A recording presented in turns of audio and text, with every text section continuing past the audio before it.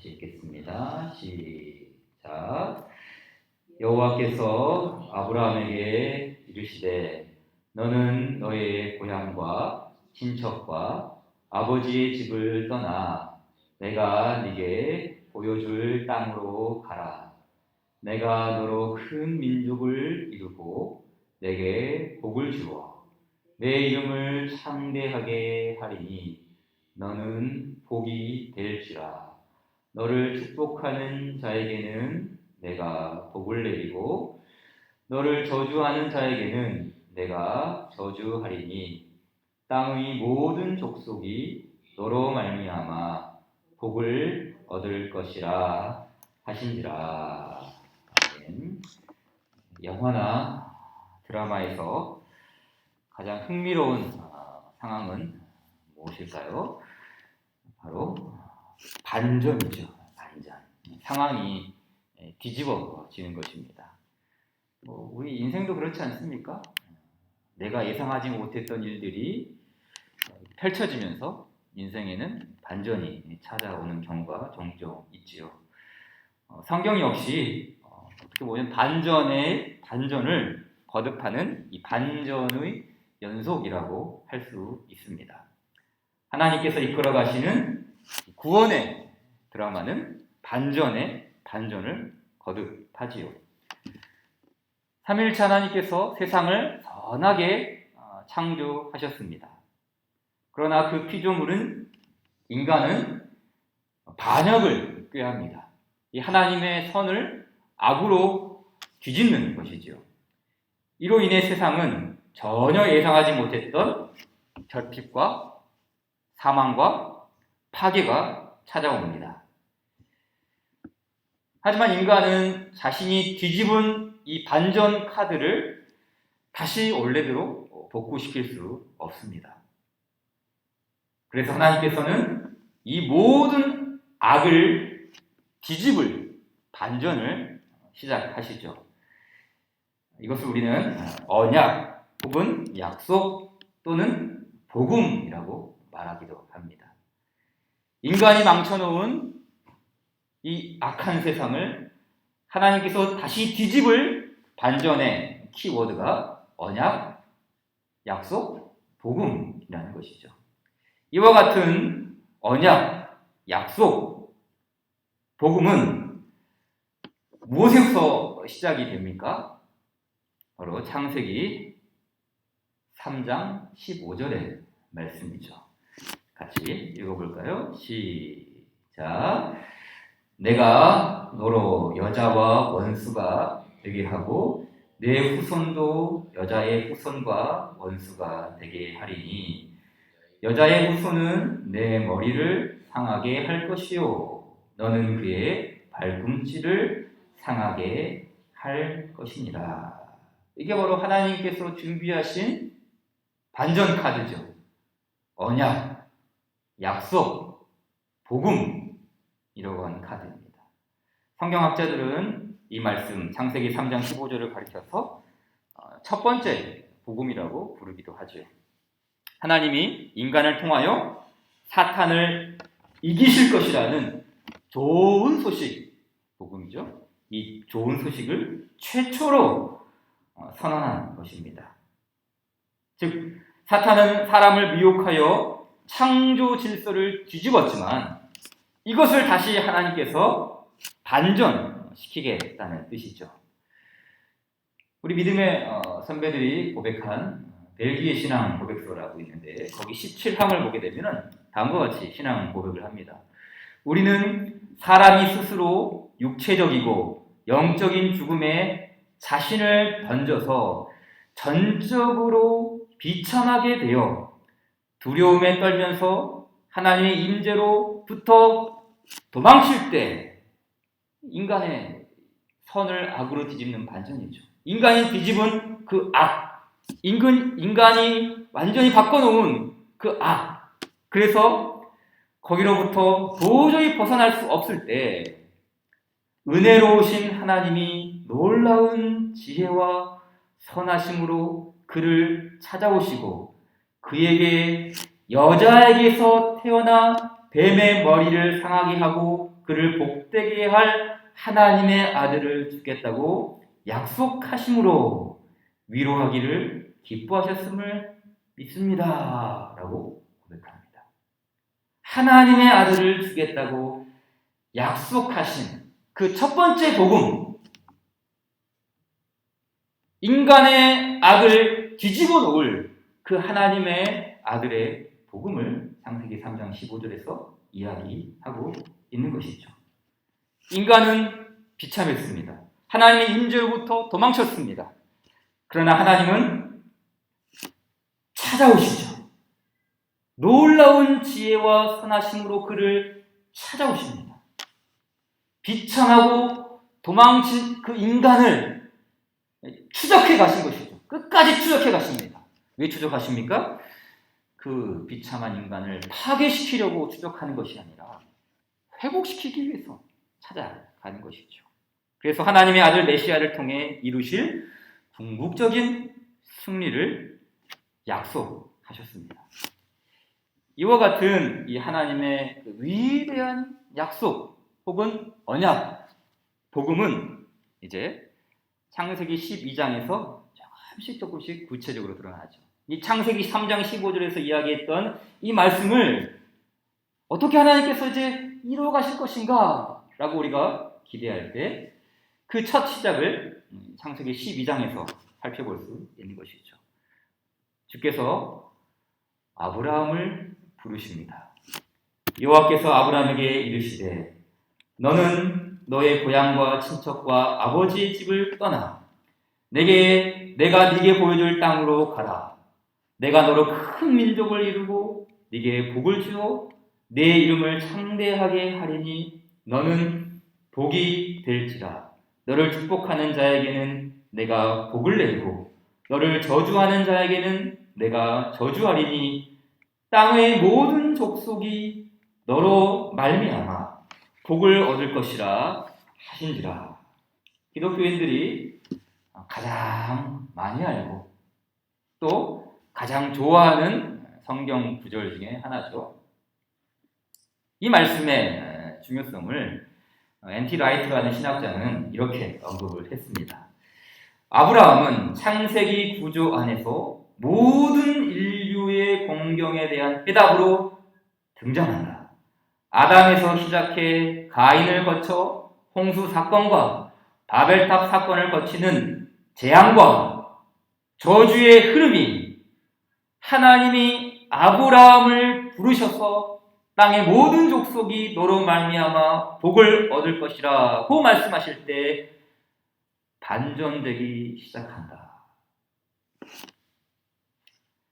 하나님께서 그 인류의 그 비참한 처지를 회복해 나가시고 다시 뒤집어 놓으실 그 모든 역사의 출발을 바로 이 아브라함을 부르실 때 땅의 모든 족속이 너로 말미암아 복을 얻을 것이라 고 말씀하실 때 바로 그 구원 역사의 출발이 진행되기 시작했다는 것이죠. 그래서 창세기 3장 15절 아까 봤던 우리 그 최초의 복음을 그 복음을 약속하신 하나님께서 바로 이 아브라함이라는 사람을 부르셔서 새로운 역사를 진행시켜 나가는 것입니다. 그래서 어떤 사람들은 이 아브라함을 제2의 아담이라고 묘사하기도 합니다. 아담이 최초의 사람이 되어서 그 하나님의 선하심을 본래는 드러내야 했던 사람이었듯이 이 아브라함 역시 하나님께서 최초로 바로 그러한 일들을 진행해 나가시는 다시 하나님의 그 선하심과 자비하심을 드러내 보이는 그 최초의 사람, 제2의 아담으로서 그 일을 궁극적으로 이루어 간다는 뜻이죠. 그러므로 이 땅의 모든 족속이 너로 말미암아 복을 얻을 것이라. 이 말씀은 약속이자 그리고 맹세입니다. 하나님의 맹세죠. 하나님의 이름을 걸고 혹은 하나님의 그 권위를 걸고 반드시 이 일을 성취하겠다는 하나님의 의도와 의지와 계획이 품고 있는 것이죠. 그리고 이어지는 또 우리가 읽진 않았지만 12장 7절에서는 또 한 가지 약속을 덧붙이죠. 12장 7절 여호와께서 아브라함에게 나타나 이르시되 내가 이 땅을 내 자손에게 주리라 하신지라. 땅에 대한 약속도 나왔죠. 땅에 대한 약속, 자손에 대한 약속이죠. 더 나아가 15장과 17장에서도 계속 유사한 약속들이 등장합니다. 15장 7절 또 그에게 이르시되 나는 이 땅을 네게 주어 소유를 삼게 하려고 너를 갈대아인의 우르에서 이끌어낸 여호와니라.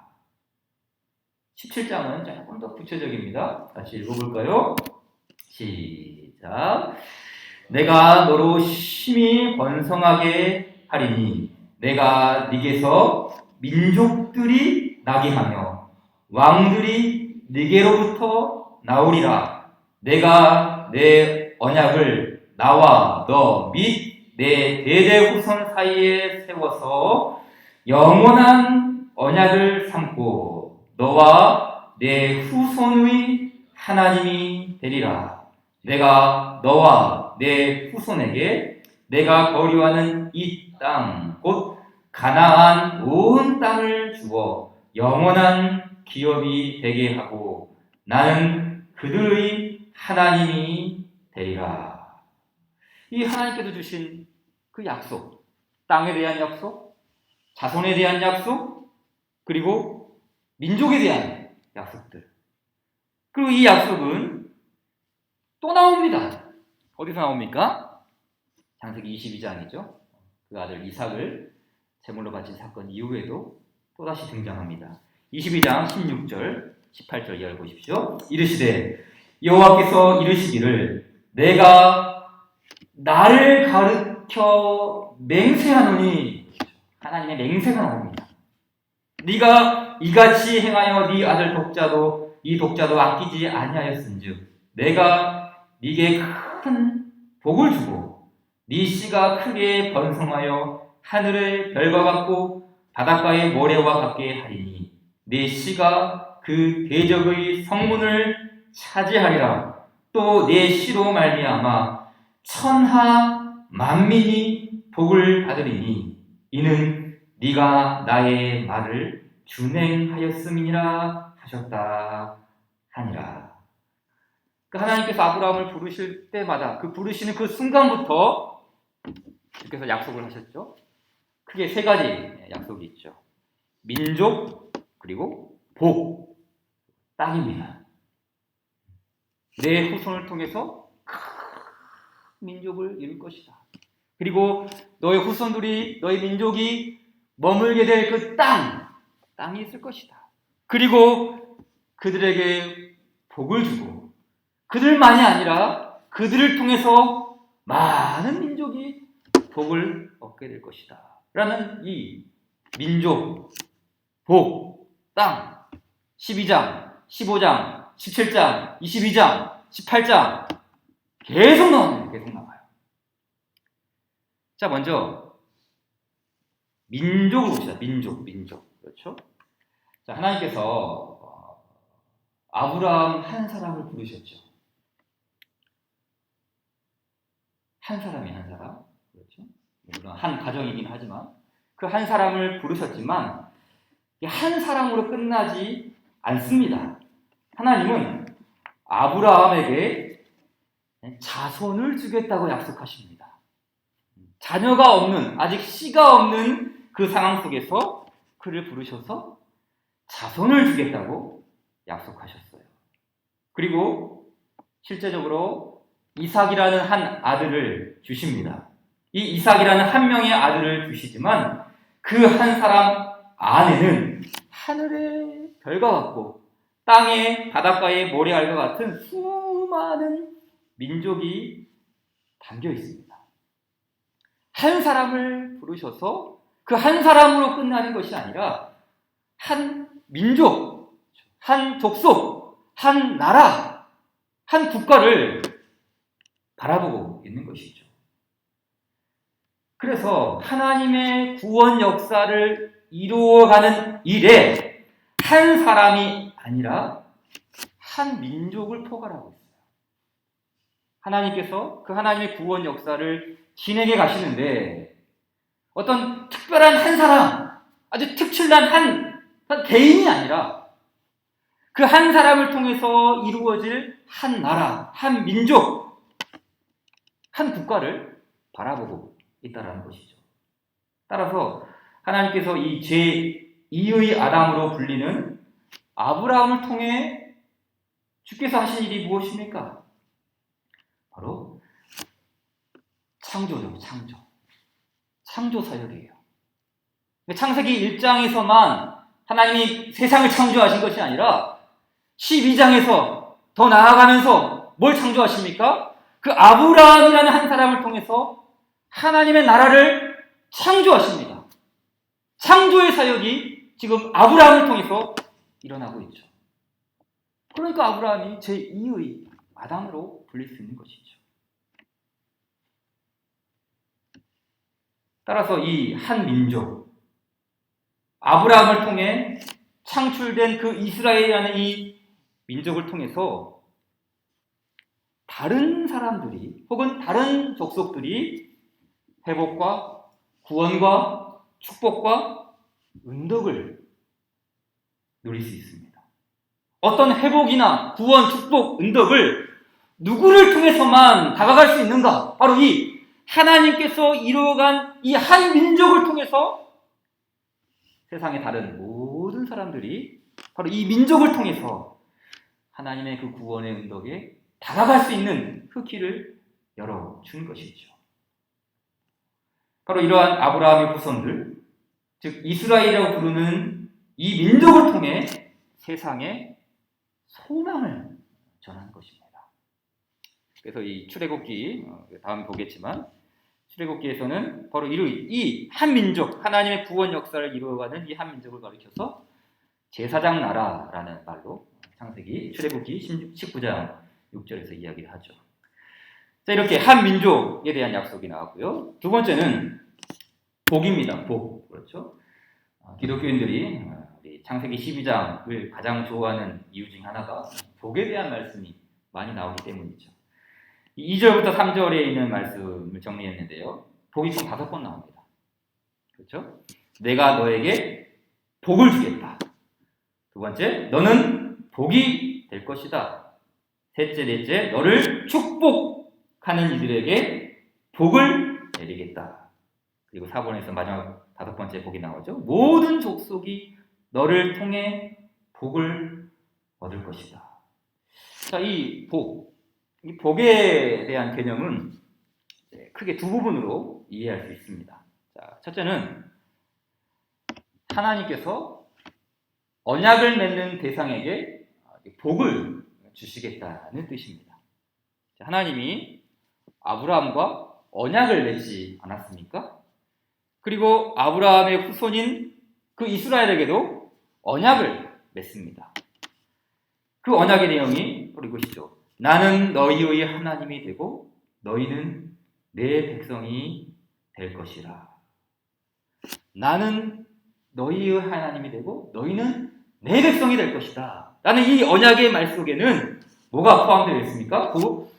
복을 주시겠다는 거죠. 하나님께서 이 언약을 맺은 주님의 백성들에게 너희는 내 백성이니까 내 복을 주겠다. 너희는 나의 백성이기 때문에 그 복을 받기에 충분하다. 바로 이 아브라함에게도 마찬가지죠. 언약 관계 속에서 내가 너에게 복을 주겠다. 왜요? 너는 내 백성이니까. 너는 복이 될 것이다. 라고 하나님께서 약속을 해주십니다. 그리고 또 다른 하나의 개념은 이 복에 대한 개념 두 번째는 이 복을 받은 아브라함을 통해 세상이 복을 받게 됩니다. 바로 이 3번과 4번이 해당하는 것이죠. 너를 축복하는 이들에게 내가 복을 내리겠다. 그리고 모든 족속이 너를 통해 복을 얻을 것이다.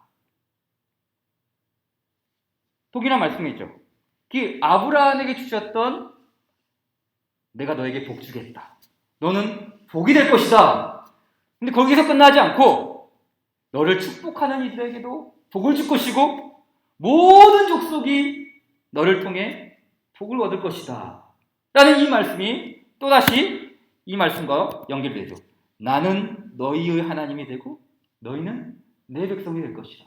그러니까 아브라함에게만, 이스라엘에게만 너희는 내 백성이 될 거야 라는 것이 아니라 이 말씀 3번과 4번처럼 너를 축복하는 이들에게 내가 복을 주겠고 모든 족속이 너를 통해 복을 얻을 것이다. 바로 이 말씀을 통해서 나는 너희의 하나님이 되고 너희는 내 백성이 될 것이다. 이렇게 하나님의 백성이 된 내 백성을 통해서 세상은 복을 함께 같이 누리게 되는 것이죠. 자, 그렇다면 또 우리가 자주 항상 궁금해하는 그럼 또 이 복이라는 게 뭔가? 복. 자, 창세기 말씀에서 이 복이라는 것은 우리가 어렵지 않게 생각할 수 있습니다. 자, 창세기 1장에 보게 되면 이 복에 대한 말씀들이 많이 나오죠. 1장 22절 하나님이 그들에게 복을 주시며 이르시되 생육하고 번성하여 여러 바닷물에 충만하라 새들도 땅에 번성하라 하시니라. 이 복에 대한 말씀이 창세기 1장에서 창조 사역 중에서 드러나죠. 그러니까 이 복이라는 말이 성경을 열자마자 이 복에 대한 말씀이 등장하는 거예요. 또 28절이죠. 하나님이 그들에게 복을 주시며 하나님이 그들에게 이르시되 생육하고 번성하여 땅에 충만하라 땅을 정복하라 바다의 물고기와 하늘의 새와 땅에 움직이는 모든 생물을 다스리라 하시니라. 그러니까 이 창세기 1장에 나오는 하나님이 처음 의도하셨던 그 복은 어떤 의미가 있습니까? 바로 하나님의 창조 세계 안에 있는 그 충만한 복, 하나님의 창조 질서를 따라 보여진 그 풍성함과 부유함이 복이라는 그 개념이에요.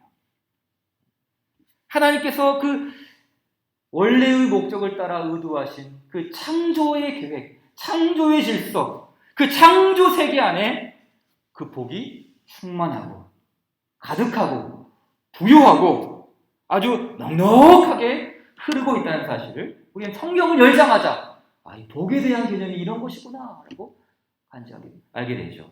또 이 복에 대한 말씀이 바로 우리가 잘 아는 창세기 2장 3절에도 나오죠. 하나님이 그 일곱째 날을 복되게 하사 거룩하게 하셨으니 이는 하나님이 그 창조하시며 만드시던 모든 일을 마치시고 그 날에 안식하셨음이니라.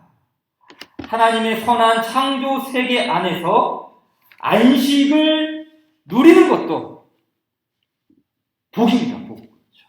그러니까 하나님께서 그 원래대로에 이끌어 가시는 그 모든 창조의 질서 자체가 복이죠. 복.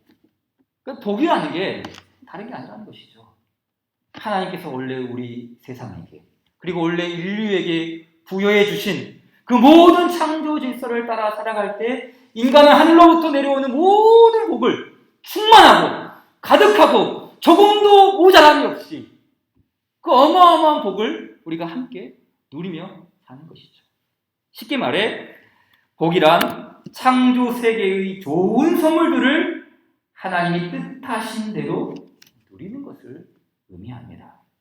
물론 우리는 이 잘못된 기복신앙이라고 그러죠. 이 기복신앙 혹은 번영의 신앙이라고 그러는데 주의해야 되죠. 주의를 해야 됩니다. 워낙 우리나라의 그 종교적인 기반 자체가 이 복, 물질적인 복 혹은 기복적인 어떤 그런 풍토에 있었기 때문에 기독교가 거기에 물들었죠.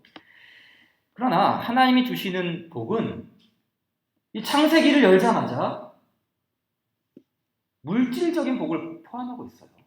물질적인 보완. 그렇죠? 그러니까 단순히 기독교는 고상해서 영적으로 뭔가 신령하고 눈에 보이지 않는 그 복만 있어.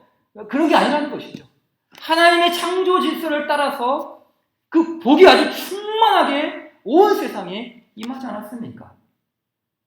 그래서 영적인 복도 있고 육적인 복도 있죠. 신령한 복만 있는 것이 아니라 물질적인 복도 다 포함하고 있죠. 중요한 것은 그 하나님이 주시는 복을 어떻게 사용하느냐는 것이죠. 하나님이 주신 복을 어떻게 사용하느냐. 크리스토퍼 라이트라는 이 구약 윤리학자는 이렇게 언급했어요. 복에는 관계적 차원과 윤리적 차원이 있다. 이게 무슨 말입니까? 복에는 관계적 차원과 윤리적인 부분이 있다. 쉽게 말해 창조 질서를 따라 하나님은 복을 주십니다. 그러나 이 복은 하나님과의 그 언약적인 관계, 그렇죠? 이 하나님과의 언약적인 관계에서 비롯된 복이지, 내가 마치 자판기처럼 얼마를 넣으면 하나님이 2배로 나에게 복을 주신다. 내가 이만큼 했으니 신께서도 나에게 이만큼 복을 주셔야 한다. 그런 차원이 아니라는 것이죠. 복이라는 게. 복은 관계. 하나님과의 관계 속에서 주께서 우리에게 하나님의 뜻하신 바를 따라서 풍성하게 내리시는 것. 그것이 바로 복의 관계적 차원이 아니겠습니까? 또 하나는 윤리적 차원이죠. 윤리적 차원은 무엇이겠습니까? 바로 이 하나님이 주신 이 복을 올바르게 누리는 것이죠. 하나님이 주시는 이 복을 이 세상을 향해서, 이웃을 향하여서, 세상을 향하여서 올바르게 사용하는 것. 이것이 바로 그런 복에 대한 윤리적 차원이 아니겠습니까? 바로 이 관계적 차원, 윤리적 차원, 다 뭡니까? 하나님께서 창조 질서를 따라 주시는 풍성한 복이죠. 언약적 관계를 따라 주시는 그 복. 그리고 그 복을 받은 그 인간으로 하여금 이 온 누리에 이 하나님의 복이 가득하게 사용되기를 바라는 그 하나님의 복. 바로 우리 오늘 살아가는 이 시대의 사람들에게도 이런 하나님의 관계적 차원에서의 복과 윤리적 차원에서의 복을 계속해서 실현하는 것. 동일하게 하나님께서 우리에게 요구하신 거 아니겠습니까? 자, 마지막으로 하나님께서 또 아브라함이 주신 약속이 무엇입니까? 첫째, 민족이었고요. 두 번째는 복. 그리고 이제 마지막 세 번째는 땅입니다. 땅. 자, 근데 이 땅, 가나안 땅이죠. 이 땅은. 자, 이 땅의 약속을 하나님께서 오랜 세월 후에 너의 후손이 이 땅을 차지할 것이다 라고 말씀합니다. 창세기 15장 16절이죠. 내 자손은 4대 만에 이 땅으로 돌아오리니 이는 아모리 족속의 죄악이 아직 가득 차지 아니함이니라 하시더니. 자, 하나님은 아브라함의 후손들에게 그 가나안 땅을 주시겠다고 약속하셨습니다. 그런데 이 땅을 주시는 방식이 독특합니다. 언제 주십니까? 아모리 족속의 죄악이 가득 채워질 때 그 약속이 실현되는 것입니다. 다시 말해 가나안 땅의 족속들은 하나님의 심판으로부터 쫓겨나게 되고 바로 그 쫓겨난 그 자리에 이스라엘이 그 땅, 이 아브라함의 후손들이 그 땅을 차지하게 됩니다. 우리는 이제 성경을 통해서 그 사실들을 알게 되죠. 이 가나안 땅, 아모리 족속, 이 족속들이 살아가는 그 가나안 땅은 어떤 땅이었습니까? 온갖 우상 숭배와 부패와 성적인 타락과 심지어 자기 자녀를 제물로 바치는 그런 죄와 타락이 흐르는 땅, 그런 땅이 아니었습니까? 하나님은 동안 참으셨죠. 그 가나안 땅. 그러니까 이 단순히 4대 만에 이 땅으로 돌아온다라는 그러니까 시간 개념이 아니라 그 하나님의 인내, 그들 역시도 구원이 필요한 죄인들이고 그들 역시도 하나님께로 돌아와야 할 회개가 필요하지만 그러나 가나안은 끝까지 회개하지 않았죠. 라합과 몇몇 사람들을 제외하고는 돌이키지 않습니다. 주께로 돌아오지 않아요. 그래서 하나님께서는 그 이스라엘이라는 민족을 통해서 그들을 도구로 사용하여 가나안 땅을 진멸하십니다. 어떤 사람들은 이 하나님의 전쟁을 비참한 살육이라고 정의 내리기도 합니다. 아주 잔혹하다. 하나님이 어떻게 이렇게 잔혹하게 살해하라고 할 수 있는가? 남녀노소를 물문하고 다 진멸하라. 하지만 하나님의 심판이 부당한가? 결코 그렇지 않다는 것이죠. 이미 하나님께서는 아브라함 시대 때부터 그들이 주께로 돌아오기를 인내하셨고 모든 사람들이 멸망하기를 바라는 것이 아니라 주께로 돌아오기를 바랐지만 그들이 끝내 주께로 돌이키지 않았을 때 몇몇 사람만 제외하고 회개하지 않은 사람들은 다 하나님께서 심판하시지 않았습니까? 올바르고 정의롭고 공의로운 심판이죠. 이스라엘을 통해서 그 가나안을 바르고 공정하게 심판하지 않았습니까? 물론 이스라엘 역시 가나안처럼 똑같이 행했을 때 그들 역시 심판받지 않았습니까? 이처럼 이 땅의 약속, 땅은 하나님의 약속 가운데 아주 중요한 의미를 지닙니다. 그 땅에 거하느냐, 거하지 못하느냐, 그 땅에서 장수하느냐, 아니면 그 땅에서 쫓겨나느냐, 모두 이 하나님과의 관계에서 비롯된다는 사실이죠. 자, 정리하자면 하나님께서 아브라함에게 주신 약속은 세 가지였습니다. 민족, 복, 그리고 땅. 자, 이 말씀이 창세기 12장 3절에 압축되어 있죠. 땅의 모든 족속이 너로 말미암아 복을 얻을 것이라.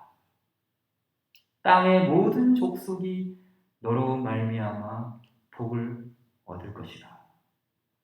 이 말씀을 우리가 이제 성경 전체와 연관하면 창세기 12장은 이 구속 사역의 시작입니다.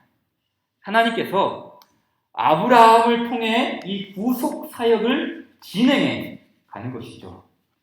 그래서 어떤 신학자는 이 창세기 12장 3절을 이렇게 정리했어요. 세 가지입니다. 자, 땅의 모든 족속이 너로 말미암아 복을 얻을 것이라는 하나님의 약속은 첫째, 본질적으로 메시아와 관련된 특성을 지니고 있다.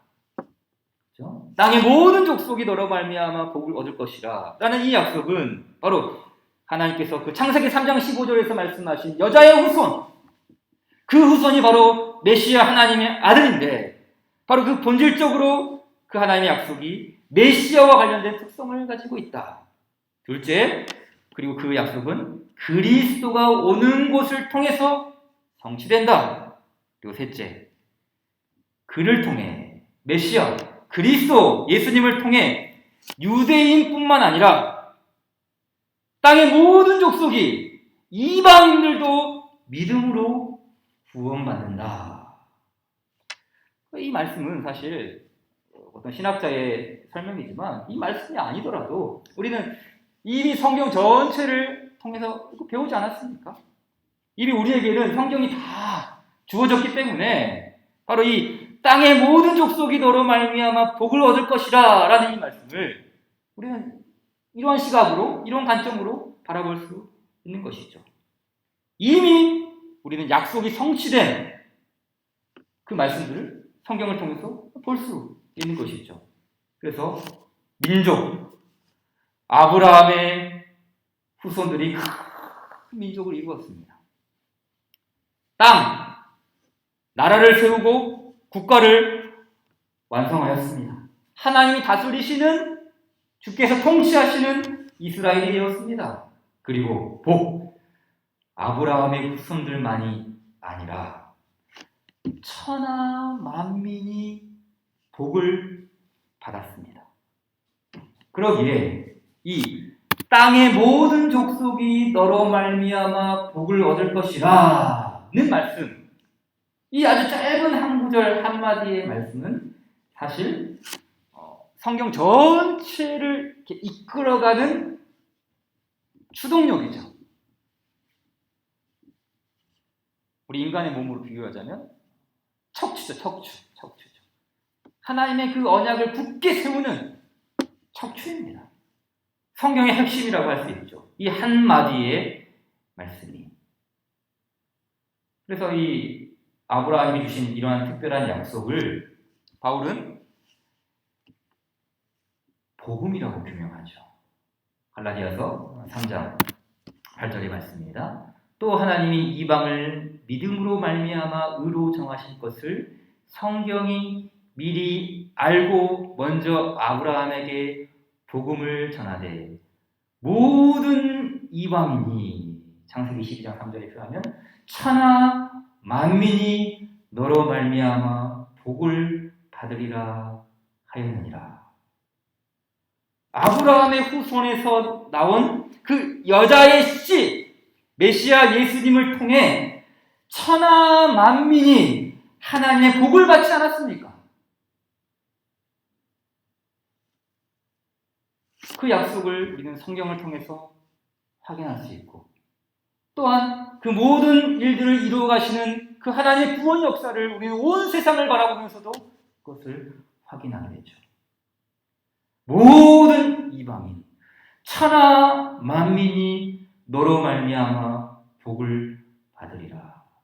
이 창세기에서 말씀하신 천하 만민이 복을 받으리라 라는 이 말이 성경의 결론인 요한계시록에서도 드러나죠. 요한계시록 7장 9절 이하죠. 이 일 후에 내가 보니 각 나라와 족속과 백성과 방언에서 아무도 능히 셀 수 없는 천하 만민, 아브라함의 후손을 통해 복을 받게 될 큰 무리, 천하 만민이 나와 흰옷을 입고 손에 정료나 가지를 들고 보좌 앞과 어린 양 앞에 서서 큰 소리로 외쳐 이르되 구원하심이 보좌에 앉으신 우리 하나님과 어린 양께 있도다 하니, 천하 만민이 삼위일체 하나님을 경배합니다. 아브라함에게 주신 그 약속이 실현되었습니다. 이것이 바로 구원의 이야기, 삼위 하나님이 이루어 가시는 구원의 드라마가 아닙니까? 땅의 모든 족속이 너로 말미암아 복을 얻을 것이라. 이 약속은 이미 실현되었지만 아직 완성되지 않았습니다. 지금도 여전히 진행 중입니다. 천하 만민이 복을 얻을 때까지 주님은 일하고 계십니다. 그 구원의 드라마에 이제 우리도 참여하였어요. 주께서 이 구속의 드라마에 우리를 부르셔서 함께 이 일을 이루어가기 위해 우리에게도 복을 주셨습니다. 그 복을 우리는 어떻게 누리며 그 복을 어떻게 실현하며 주와 함께 이 구속의 드라마를 이루어갈 것인가? 삼위일체 하나님을 우리도 경배하는 큰 무리, 모든 민족, 모든 족속에게 속하여 그 하나님을 경배하면서 주께서 이루실 그 구원의 모든 일들을 함께 찬송하며 기뻐하는 우리 되기를 주님의 이름으로 축원드립니다. 주신 말씀 기억하며 482장 성후에 마치겠습니다. 482장입니다.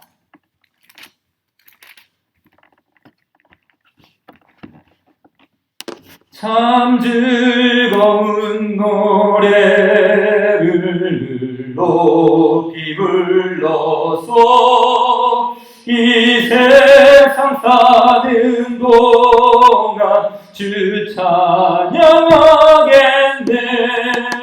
복 주실 산에 올라 멀리 바라보니 나 건너갈 요단강 뚜렷이 보이네. 참 아름다운 노래 늘 높이 부르세. 하늘의 소망 주신 주 찬양하여라. 참 아름다운 노래 다 함께 부르세. 하늘의 기쁨 주신 주 찬양하여라. 참 즐거운 노래를 늘 높이 불러서 내 영혼 구원하신 주 찬양하겠네. 땅 위의 성도들이 부르는 노래에 저 하늘의 천사들 다 화답하겠네. 참 아름다운 노래 늘 높이 부르세. 하늘에 주신 주 진주 찬양하여라. 참 아름다운 노래 다 함께 부르세. 하늘의 기쁨 주신 주 찬양하여라. 참 즐거운 노래를 늘 높이 불러서 만왕의 왕 되신 주 나 찬양하겠네. 거룩한 하늘 노래 들려올 그때에 참 그립던 주님을 반가이 대하리. 참 아름다운 노래 늘 높이 부르세. 하늘의 소망 주신 주 찬양하여라. 참 아름다운 노래 다 함께 부르세. 하늘의 기쁨 주신 주 찬양하여라. 예수님께서 가르쳐주신 기도하겠습니다. 하늘에 계신 우리 아버지여, 이름이 거룩히 여김을 받으시오며 나라의 임하옵시며 뜻이 하늘에서 이룬 것 같이 땅에서도 이루어지이다. 오늘날 우리에게 일용할 양식을 주옵시고 우리가 우리에게 죄 지은 자를 사하여 준 것 같이 우리 죄를 사하여 주옵시고 우리를 시험에 들게 하지 마옵시며 다만 악에서 구하옵소서. 대개 나라와 권세와 영광이 아버지께 영원히 있사옵나이다.